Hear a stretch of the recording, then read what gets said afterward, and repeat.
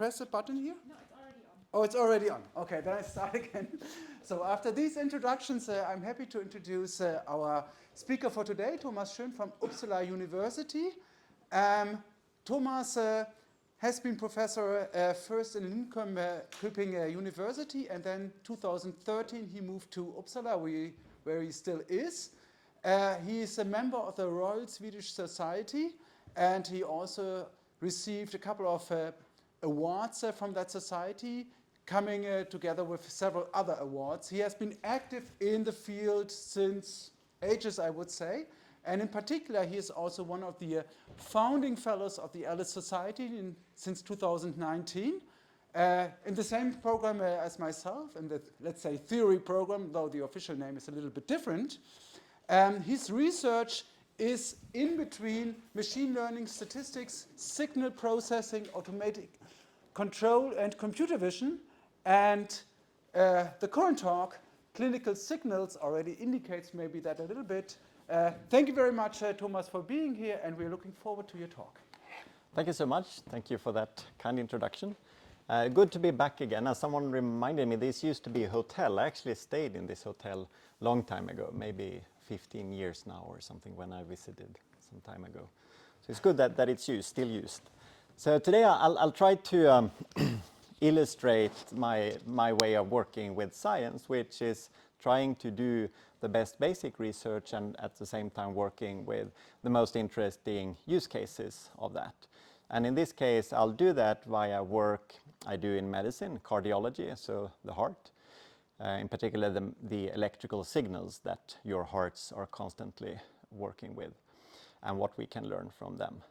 And then at the same time, that sort of feeds back on a slightly longer time scale. Now we're talking maybe 5-6 years into ideas for basic research in machine learning and other associated areas. So I'll give you the application first, talk a bit about that, and then showcase 3 different more technical aspects. So the first part of the talk will not be very technical, and then will be a little bit more technical towards the end.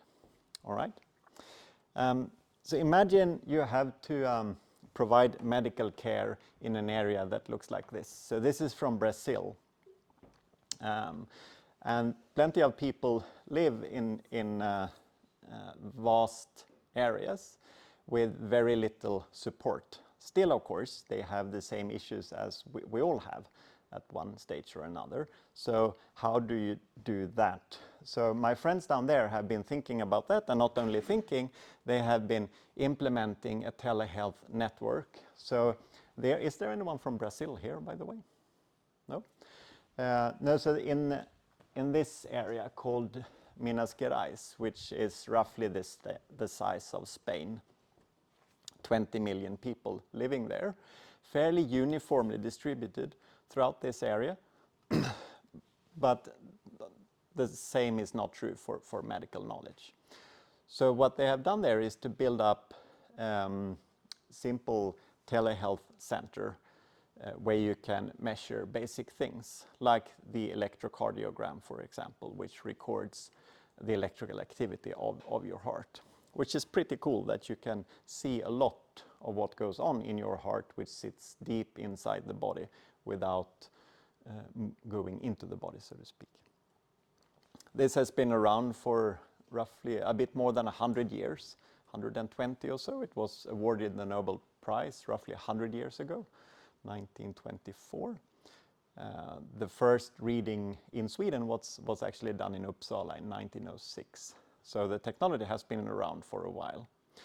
And it has always required a human to then interpret whatever comes out and say, this is a healthy heart, or this looks like atrial fibrillation, or what have you. And a skilled person can see maybe 60 or 70 different conditions based on that. And today, as we're speaking, 8,000 ECGs are being measured somewhere in the area and being digitally transmitted to Belo Horizonte, where the medical knowledge is. And that is, of course, a challenge. So on someone's desk, there will be 8,000 new readings every day requiring attention. And of course, that's several people, not just one, doing that. So that's sort of the clinical reality. And this has been going on for a very long time. And the good thing about that is that they kept all the raw signals, actually. And they also kept the medical doctor's annotations, which for us is then a gold mine, of course, because that gives us, now we're at more than 4 million ECGs, and of course increasing every day. And that's sort of the ballpark size, which for a situation like this, where we can use deep learning very efficiently and reliably. So I'll say a little bit about that. The first study we did back in 2019 when we started this, then we used a record from 1.6 million patients and a bit more than 2 million ECGs. And they look something like this for a few different conditions. Don't have to go into the details there, but in this study we looked into 6 of the most common abnormalities that are available. And then we trained a fairly standard ResNet setup on this data, just to see what can be done. Since then we have tried all sorts of architectures. I have a background in automatic control and signal processing, working with modeling of dynamical systems, so I thought I could use some of that knowledge to do something way better. I failed in that, interestingly. So this ResNet structure is doing really well. So I still haven't found a way of significantly improving that. And that's also another way of talking about that is to say, if you look at these signals, then it is an interesting cognitive exercise trying to mathematically write down equations for atrial fibrillation, for example, or for a normal heart, which is actually even harder, or for whatever it might be. And of course, we have tried that for a very long time, since we had computers, more or less. But today, the best performance you get from using a large data set and a flexible model. Doesn't mean it's just a matter of putting it into PyTorch or something. It still requires lots of hard work, I would say. But there is something fascinating about that.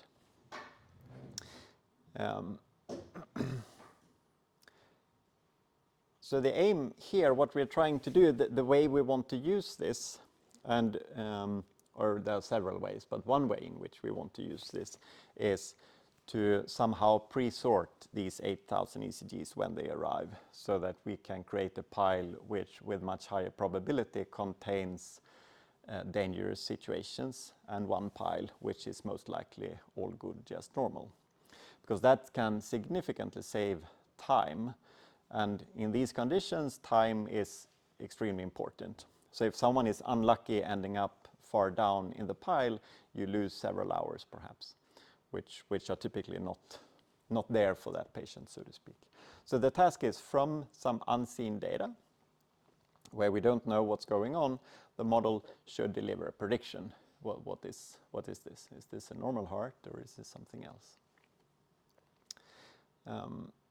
And the way we do that, as many of you know, is then we use this nice labeled data set we have with inputs and outputs. So the inputs, maybe I should say a little bit more. There are 12 leads placed on the body, and in an emergency setting, they record for maybe 7 to 12 seconds or so.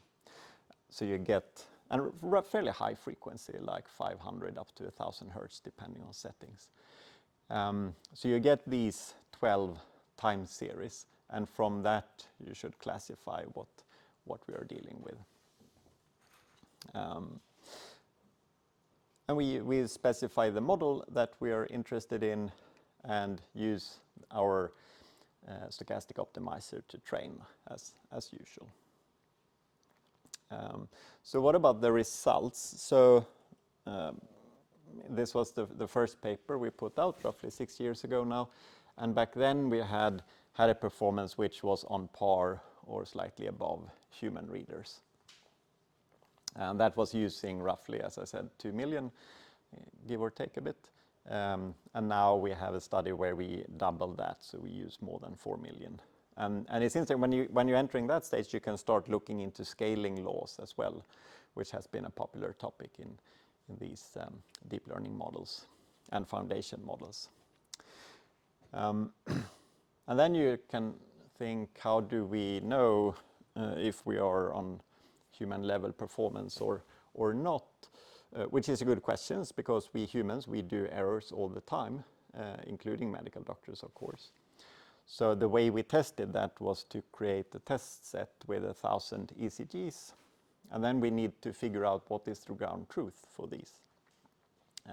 So we used 2 medical doctors who looked at them. If they said the same thing, then that is the truth. If they said different things, then a 3rd person came in and looked at it, and then they settled on whatever the truth should be. And then the algorithms were compared to that, and also the human teams were also compared to that. And that was basically what we could afford to do. All right, but the interest, it's not mainly a game of are you better or worse than human readers. I think it's more the really interesting game. That's sort of the game you often need to play when you publish. But what I think is much more important for using this one way or another is flipping the letters around and talk about augmenting intelligence, which I think is mainly what this technology is doing for us today. And how can we work together with this? If we have a tool which is roughly on par or a little bit better than humans, how can we use that in medical care to deliver better service, basically? And that is not obvious. It's actually a tough question.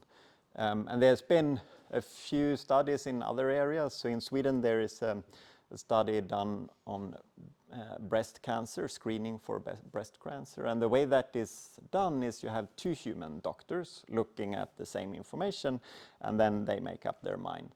And now they tried replacing one of those physicians with an algorithm and 1 human working together, and that gave better performance. So that is one interesting concrete way in which is finding its way into care. All right. So you could argue that what I just showed with these basic problems like atrial fibrillation or anything, if anyone in this room should feel something now, I'm sure there are very skilled medical doctors close by who will help us if that is needed. So for a situation like the one you're experiencing here, then this piece of technology is not maybe that useful, because you will say, oh, there are humans there, they will help out. In Brazil, it for sure is, because there are no skilled humans around, so it's needed in that situation. But there are other trickier things happening which are not directly visible to us in the ECG. Some of the myocardial infarctions that happens are medical doctors don't know what to look for in the ECG to find it. So that's a really tricky case. And in the US, there's roughly, I only have figures from the US, that there is 50,000 or 60,000 of those myocardial infarctions happening every year. And in the worst case, what happens is the person comes in, presents the complaints, and then is sent back home, which of course that person will then come back in a much worse condition later on if that happens. So it's really a pressing issue. At the same time, what is happening in the heart is that part of it is dying, so it's really changing the electricity one way or another. So it should be possible to see it from the ECGs, just that we don't know what to look for. So based on this intuition from my medical friends, that's important. So all this work has been done very closely with medical doctors. I've been sitting together with cardiologists for half the week for 5 years as a way of getting into that field and learning a little bit, and also so we can interact and work together. So then when we realized that, that must be an interesting situation to try out one of those models for any part of the world, since we simply don't know how to do this. So then we started looking at that, and we retrieved 800,000 ECGs from emergency departments, so that's a good example of very sensitive data.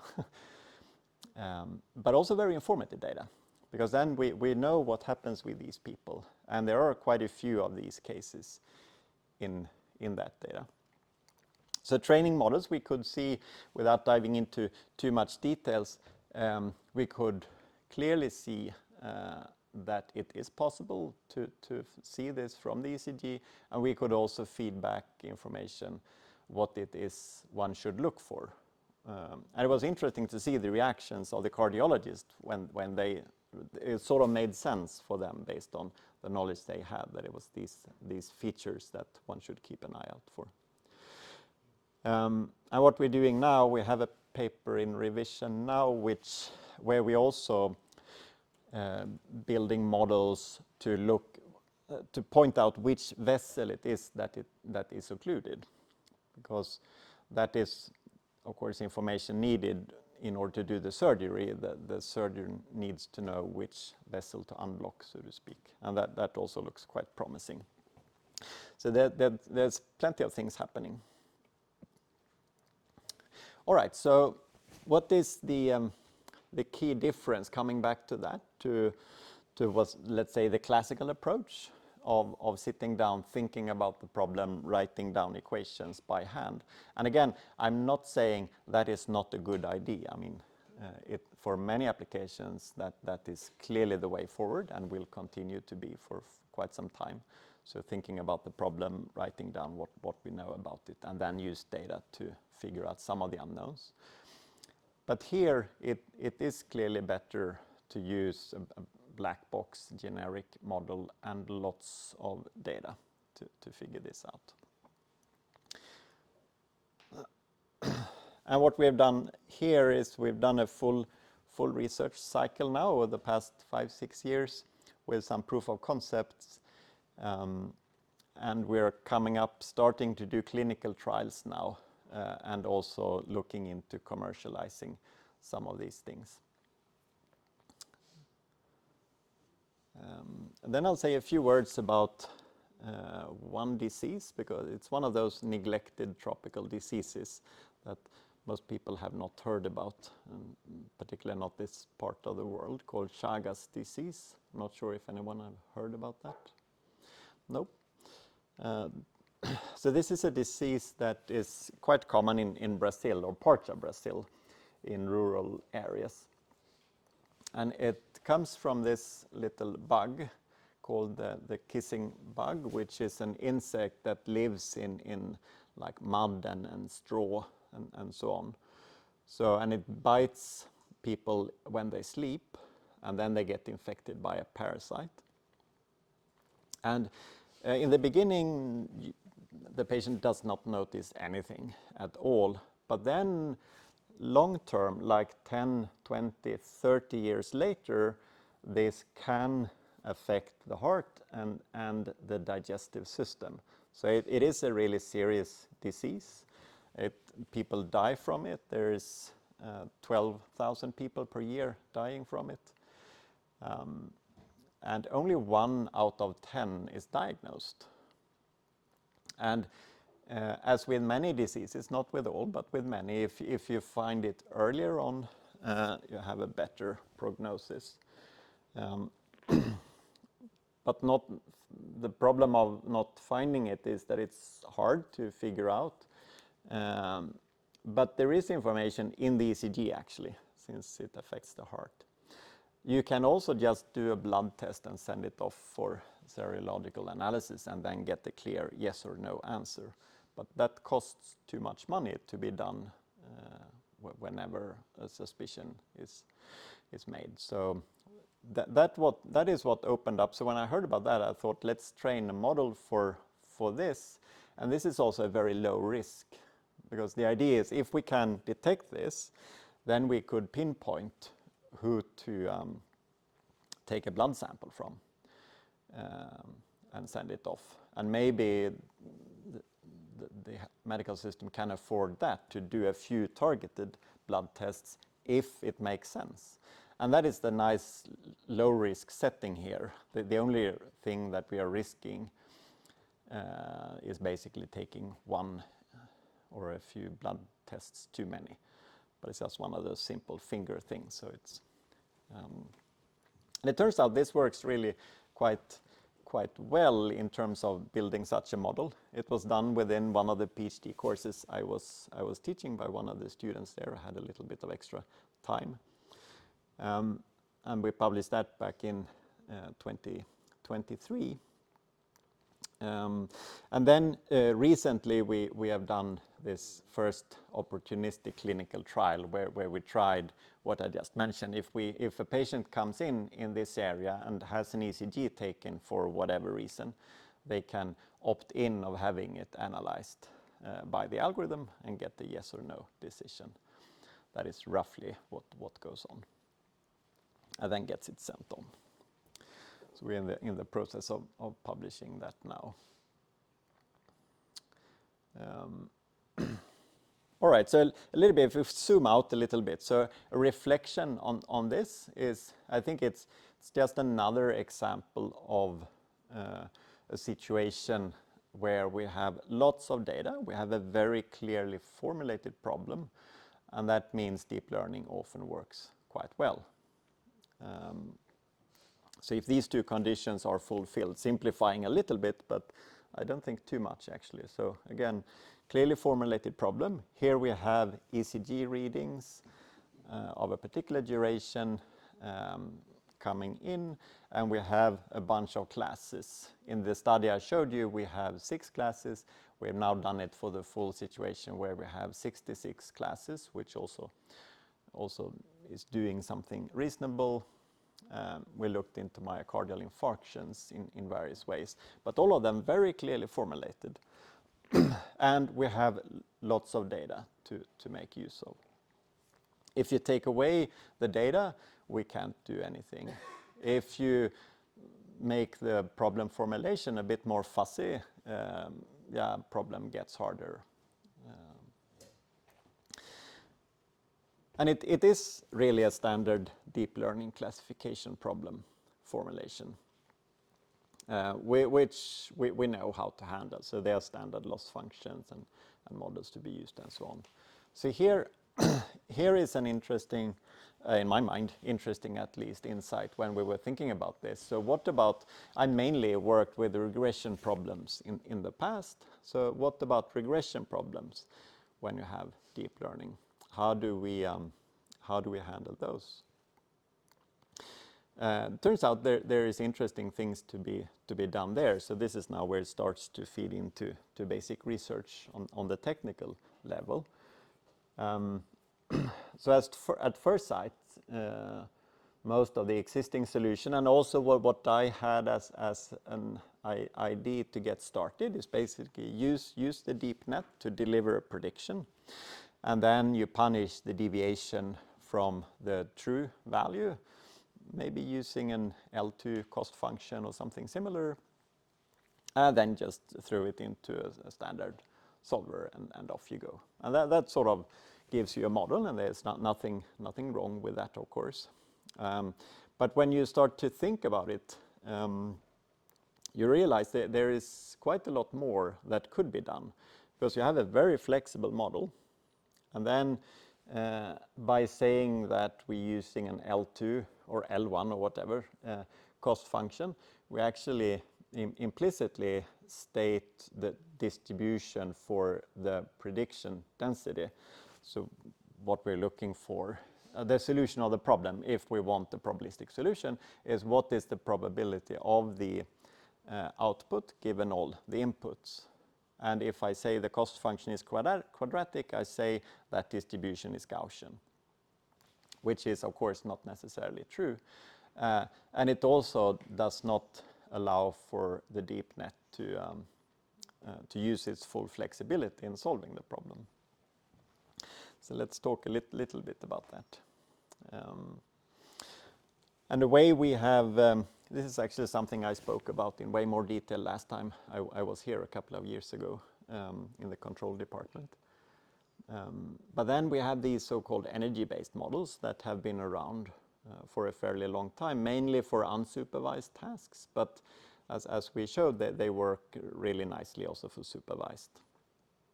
Actually, the difference between that's an off topic, but the difference between supervised and unsupervised is probably way smaller than we think, at least than what I used to think. I used to think that they are something completely different, and I started with supervised models, since that is where I came from in the background.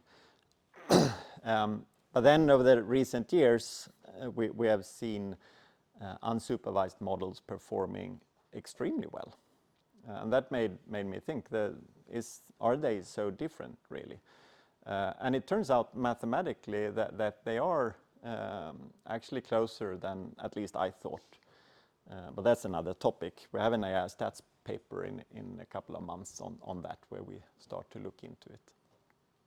All right, back to this. So why did I talk about that? Yeah, energy-based models came from unsupervised modeling, but we can also use them in the supervised setting.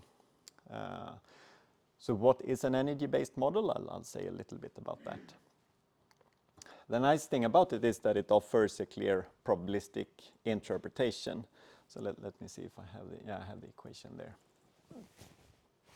Maybe we'll look at that and then go back. So this is what an energy-based model looks like. It's comes out of physics, but has been used a lot in various machine learning topics. And it's intuitively quite straightforward. So let's say you want to model a probability distribution. Then you know that it must integrate to 1 and it must be positive. And let's say you want to model that using a deep net or some other complex function.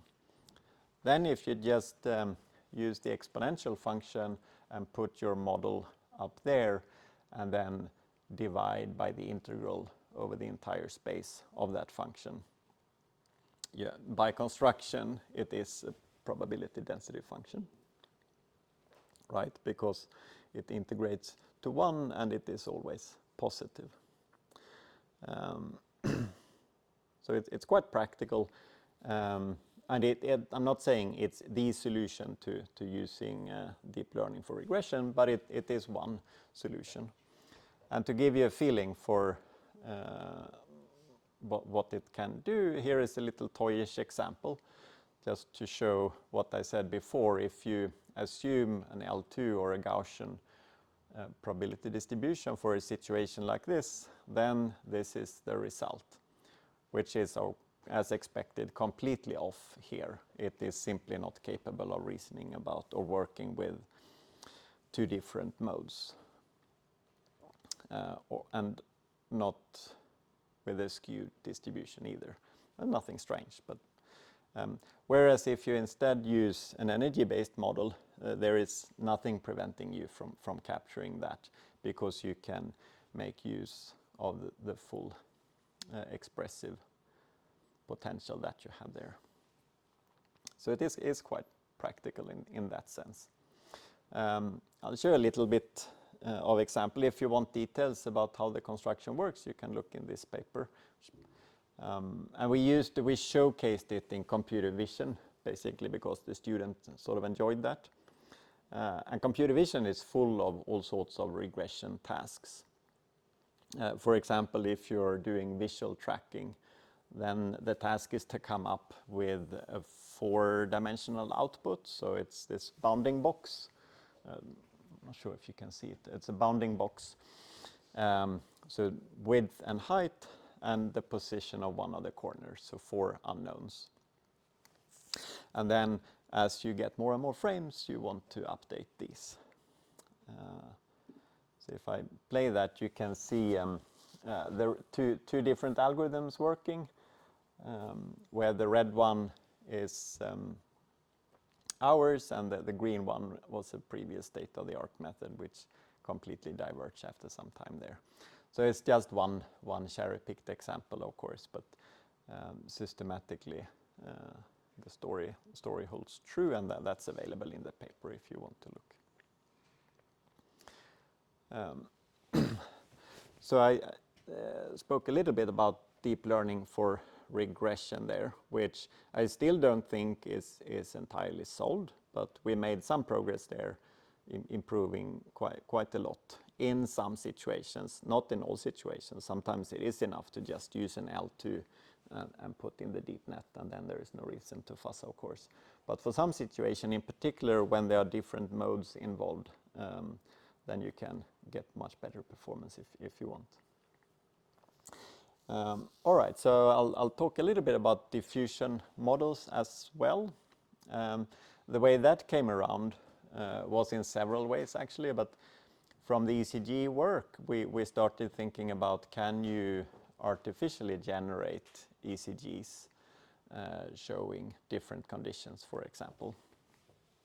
And then diffusion models are natural starting points. They are also mathematically quite fascinating. I still find them fascinating. I haven't met anyone who can properly explain why they perform so well. I certainly can't, and if someone knows someone who can do that, I would be interested in hearing. and until I understand that, I will continue thinking a bit about them.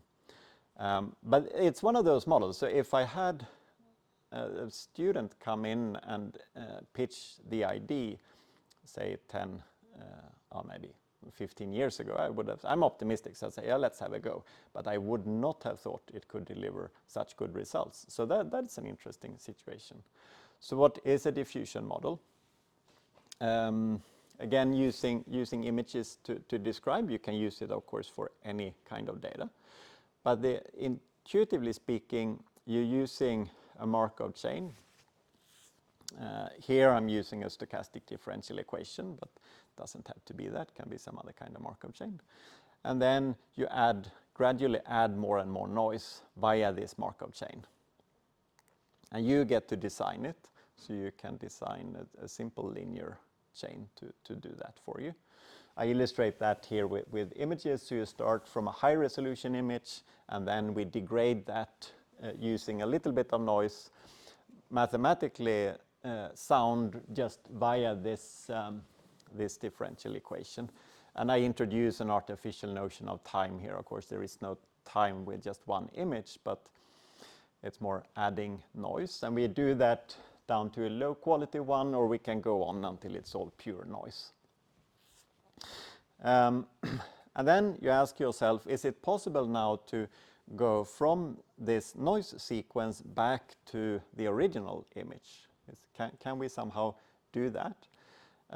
Turns out people thought about that from a mathematical point of view. For example, for this particular stochastic differential equation, Brian Anderson did this in Control. Some of us know actually. Published that in 1982 without knowing about diffusion models, I guess, or maybe he did. Anyway, he showed that you can travel backwards in time using the equation down there. We don't have to go into the details of it. The challenge is it contains some terms which we don't have access to. So the score function there. And this is where present-day deep learning comes in. Then you say, oh, but I have a deep net. And if you give me lots of these, in this case, low quality and high quality images, maybe we can train a model that takes care of the score function. Turns out you can. So you can view them as a probabilistic generative model, if you like. And it's been used all over computer vision, natural language processing. There is most likely diffusion models in the tools, whether you're using Claude or whatever it might be in there. For time series and when you have text to image and all of these. There's even the paper actually, if you want to look it up, which answers the question, if we moving forward in time in this way, then that's how you go backwards in time. And then the challenge, as I mentioned, is the so-called score function. So this gradient of the log of the distribution is not available. But let's try and approximate that. That one we can skip. All right, so we played around a little bit with that in various restoration tasks. Actually, the main driver for this, for us, was the actually improving the modeling and improving the training of the models, which can be numerically a bit challenging at times. So we improved those, and we showed it via example. So here is the ground truth, and then someone destroyed it in this low quality version, and then running it through the construction we came up with here, we get that output, and then you should compare the left to the right basically, and see that they look fairly similar. Here's another model removing fog from an image. And now you're thinking, how can you guarantee that you get the truth out of that? Of course I can't. The only thing I can say is we get something visually pleasing that might recover the truth. Here's another model that removes shadows in an image, and so on. You can play around with all sorts of things, of course. All right, switching to something completely different again than adversarial training. So this came out if you, let's say someone, I'm not sure why they want to do that, but let's say someone interferes with the ECGs being transmitted, so these 8,000 ECGs that are transmitted today and received in Bella Horizonte. Let's say someone sets a jammer just before they are received, and they want to basically create worse outcome for the people who these ECGs correspond to. How can we defend against such an attack? Which is a very, I think and hope no one would do that, but let's say they did. Is it a problem for the models that I showed you before? The answer to that, yes, absolutely a big problem actually. And these adversarial attacks, as some of you know about, they've been around for some 10 years now. So what are they? Well, basically, if you have a model, this I took from this paper, which is trained for detecting a panda, and you have a panda here with a certain confidence, and then you add some random noise, tiny sequence. So when you look at that image compared to this, they look exactly the same. You cannot tell them apart. But there is some noise added to it, and this noise is added while it is random. It's random in a controlled fashion, so it's generated to fool the classifier basically. Then you get a super high confidence that this is a gibbon, so complete rubbish. So this was put forward, and it shows the brittleness of these models when trained in the standard way, which is of course a big issue in safety critical situations.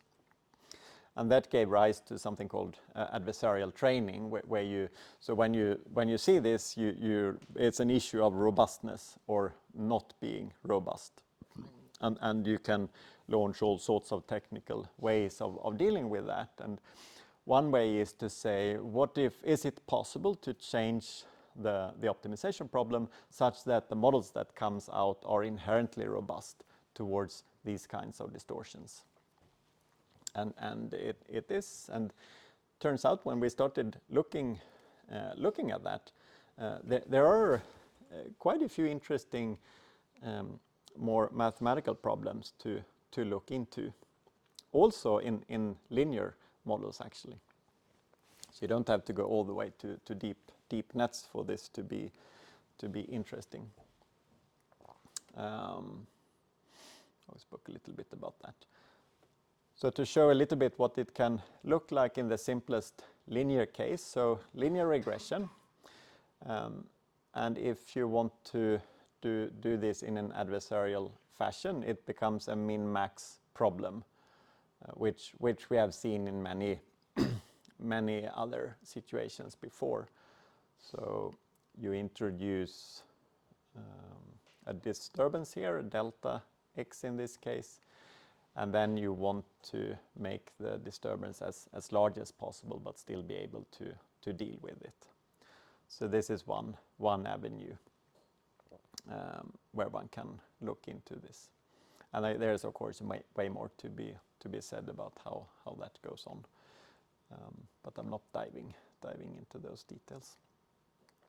I'll round off saying a few words about a project I've been running in Uppsala, a university-wide project called AI for Research, which has been going for 6 years now, which is open to any scientist at the university. So we are a broad university covering all sorts of scientific areas. And I've had around 40 people over these 6 years, spending roughly 1 year with me. So we're sitting together for a half week. So this is where I got to know the medical doctors, for example, including many others. And the idea has been so I was given the task to what should Uppsala do in terms of AI. So that is an interesting task to be given.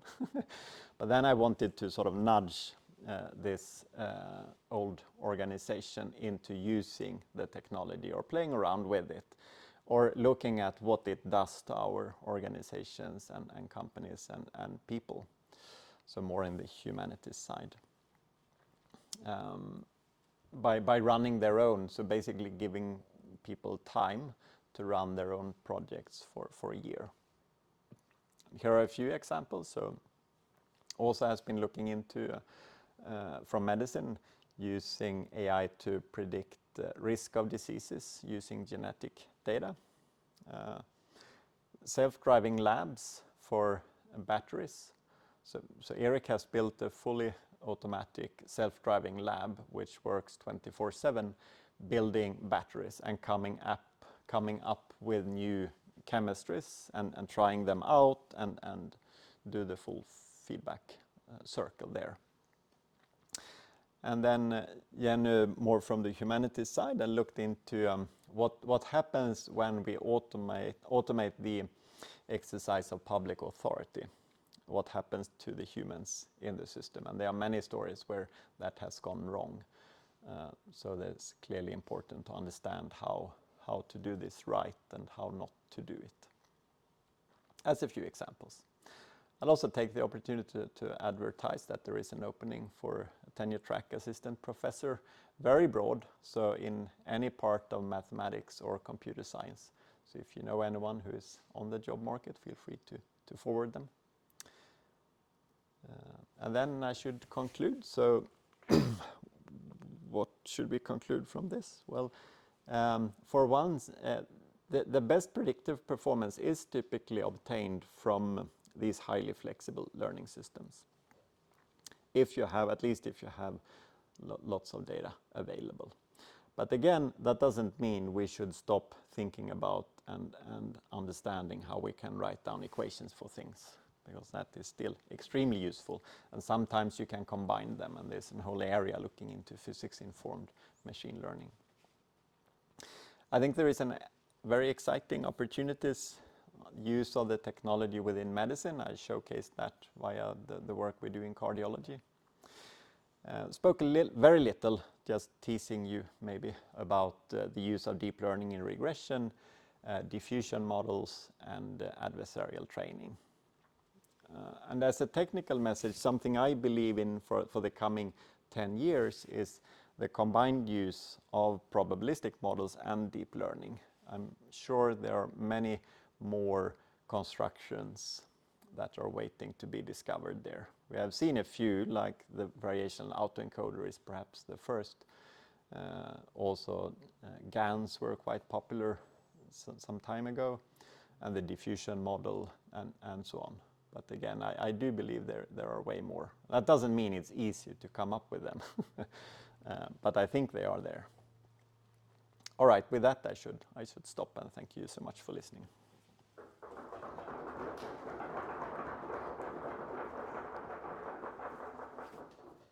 So we are for questions. Let me grab the microphone first. All right. So, questions.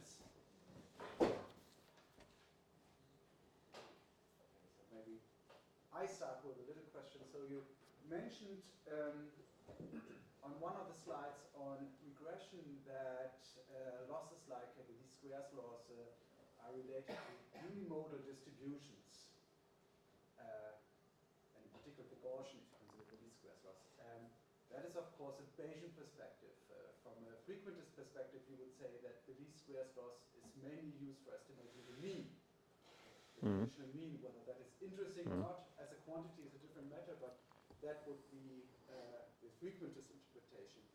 And of course, that is not just restricted to unimodal distributions. And there are other loss functions estimating certain other aspects, like quantiles, etc.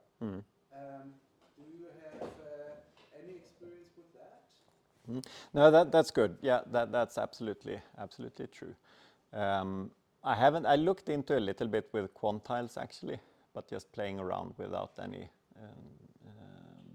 just to get to know it a little bit. No deep insights in that. What I like about the trying to capture the distributions is that it says a little bit more than just a point estimate. So I'm not diving into which is best, maximum likelihood, frequentist, or Bayesian. I don't think there is a best there. So one is good sometimes, one other times, and actually the combined version is quite important as well. But no, no big takeaways in that. But it's absolutely true what you say.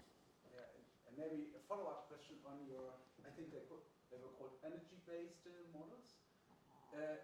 At first glance, it looks like that you're probably able to approximate any probability distribution having Lebesgue density. Is that true? Do you know anything in this regard? No, I don't know any hard results on that. They probably exist somewhere, but no, I don't. But what I've seen from playing around with it is that it is really quite flexible and can capture things. But again, I don't think it's necessarily the solution, because it has it's a very specific form which has its issues as well. But that's a good question actually. What are the fundamental limits of that model? And the exponential is probably helpful in making sure that the density is not negative. Yep, exactly. Yes, yep. But there are other ways you could do that. Yes. Yeah. Further questions? Here we go. No, young people first. I'm sorry. And if you would hand over the microphone and then afterwards to Frank, that would be great. So I'm wondering, so these electrocardiograms, I guess the abnormal cases are quite rare opposed to the normal cases. So how do you handle this imbalance in the training data set that there are only directional cases? Yeah, that's a very, very good question, an important question, because if you don't address that, it doesn't work basically.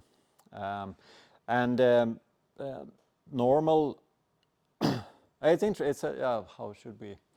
Technically, the way we handle it is more or less scaling with the number of cases we have. It's more or less that.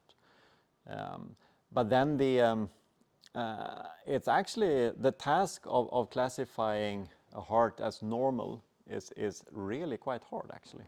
It's much harder than I thought. It's much easier to classify a condition like atrial fibrillation, for example. Why? I don't know. Well, I can guess, and the guess is all our hearts are different, and there are many different ways of being normal. So normal means absence of disease, and there are many ways in which there might not be a disease there, so to speak. So it sort of makes sense, I guess, but I did not thought of that beforehand. No, that's a very, very important issue, and that's the way we've been handling it. Not saying it's the best way, but it seems to work. So you just scale the data set, but you don't change like the distribution of cases? No, we scale. The data set is what it is. We can't do anything about that. But in the cost function, so we scale the cost function to look into that. Thomas, also a question related to ECG, and maybe you're probably not even the right person to ask that to because you're not a medical doctor. But isn't it that what you want to detect is a property of the dynamical system heart? So that it's Yep. defective, doing something wrong. And at present, or at least as I understand it, it's only looked as a signal processing thing. You measure data that comes out of that and you analyze it. But wouldn't be a system identification perspective be even a more interesting one? You know, you excite the heart in a certain way, and of course your excitation has to be such that you get persistency or whatever, probably not what we use from control as the normal thing, but something else, and then you want to find something out about that dynamical system. So not looking at the heart, how it beats for 7 seconds or 12 seconds, but doing something, exciting it. Yeah, that's actually a very good question. And like I said, I'm probably not the one to answer it, but I have people who can answer it, so I'll definitely talk to them. It makes a lot of intuitive sense because many, and it then needs to be done in a very controlled fashion because you can of course trigger certain things. I know for some conditions it is actually used, but during surgery. So if you have something called AVNRT, atrial ventricular nodal reentry tachycardia, it's called. So your heart is beating very, very fast. Then that you can actually trigger that condition by poking a bit, but it has to be done, if I understand correctly, from the inside, so to speak.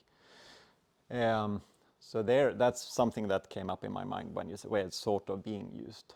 But you can, of course, trigger the heart from the outside as well. Now that's really quite interesting.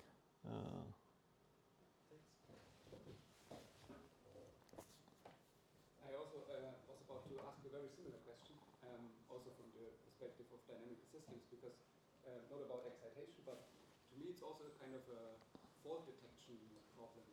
Yeah, that's exactly what it is. Yeah. And do you somehow incorporate this in, take this into account in your classification, that this is a dynamical system, or you just treat them as signals or images? Yeah.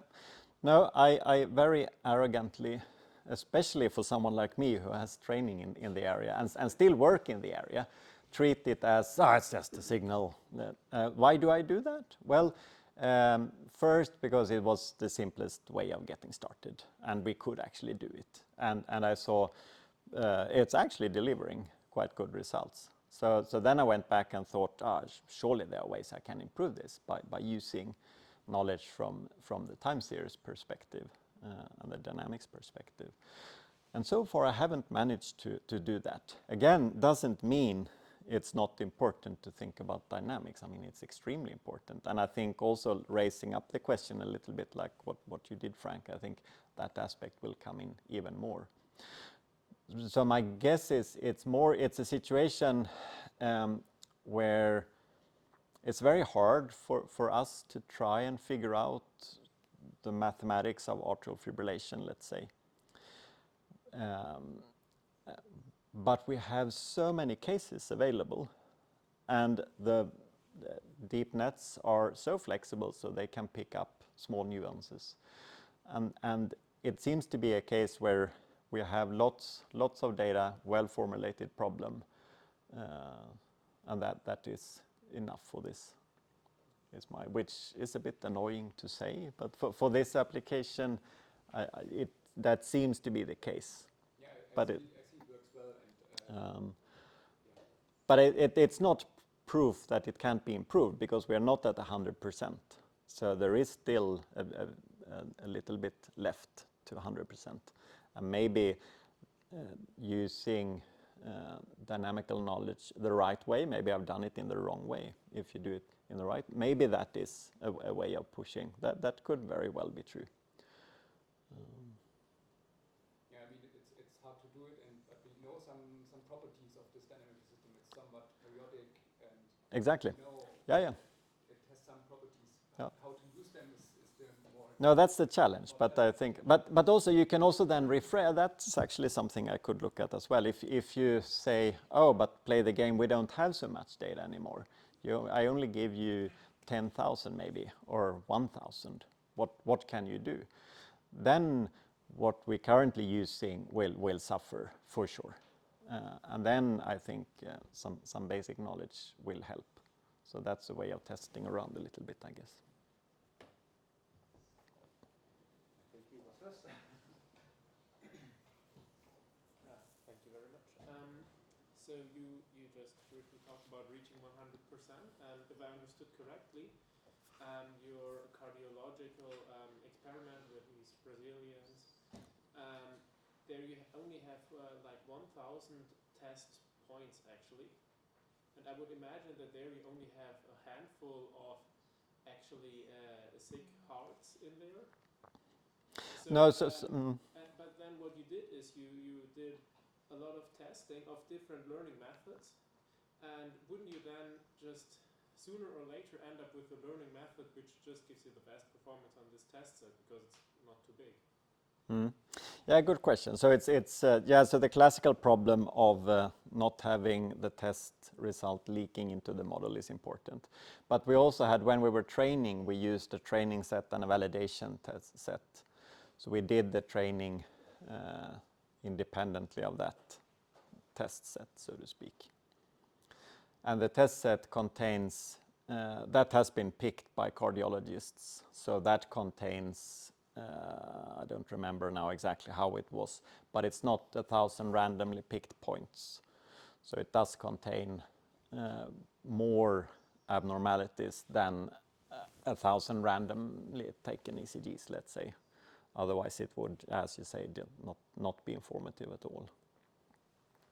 But it's a good question. I mean, there are many things that can be said about this test set, and we thought hard about, and the constraints there were basically cost and not taking away time from medical care, because they need to do whatever it is they are doing to deliver the care, and it costs. So this is what we ended up with, but it's certainly not perfect. But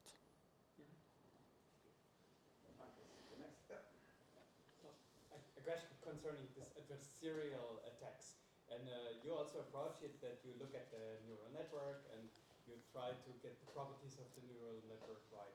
We also did that with the Lipschitz constant. You train such that you have a bounded Lipschitz constant.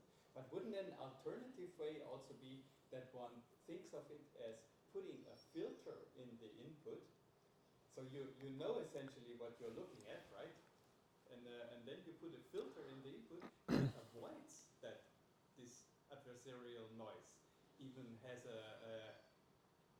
effect on your neural network. Maybe even just a very stupid, not even well-designed filter, but something that just messes up with that all right. noise, the frequency range of where that noise is. Yeah, that's an interesting thought. I haven't thought about that at all. Yeah, why not? that could be interesting to look at, I guess. I would be also interested Yeah. to talk more about Yeah. Maybe a follow-up question. No, not really. Going back to the medical applications. Sorry, I missed the first few minutes of the talk, so you may already mentioned it. You could also have additional inputs like age, gender, weight, other medical conditions, ethnicity, I don't know what. And then you suddenly have a lot less data per group, effectively. Or is you in the lucky case that this time play that much a role for the with that? No, that's a very good question. It's a very big question. I didn't say anything about it before. We've looked into a bit of that. So we're playing around a fair bit with that, actually, and the entire medical record, which has all sorts of things in there. What we have seen with age and sex is that we have models that takes this into account. And we also look for the data set, we also look at the distribution over ages and sex and so on to make sure it's decently represented. That's important. And there are, of course, many other aspects that we have not looked at in that regard. What we see is including age and sex seems to help, but maybe a little bit less than we first thought, which is both good and bad. we also looked at is it possible to, from the ECG, provide an estimate of age or of sex? And that is it. And then you talk about different ages. You can talk about how old is your heart, and then we have the chronological or biological age. And if they differ a lot, so that can be done, and we did such a study. So you can play around with these quantities in many different ways. And what can I say about that? It's challenging to do that, because in terms of drawing conclusions that are really true and not just some weird correlation that came up because we designed the study in the wrong way or whatever. So that's what I mean. It's a very, very big and important question. But general intuition that the more information we have, the better, still seems to hold true. But in this case, adding age and sex did not add a lot to the result. Further questions? A related thing to that maybe is we trained on Brazilian data. What happens when we use that here in Germany, for example? Will that work or not? And so there are all sorts of things to look into.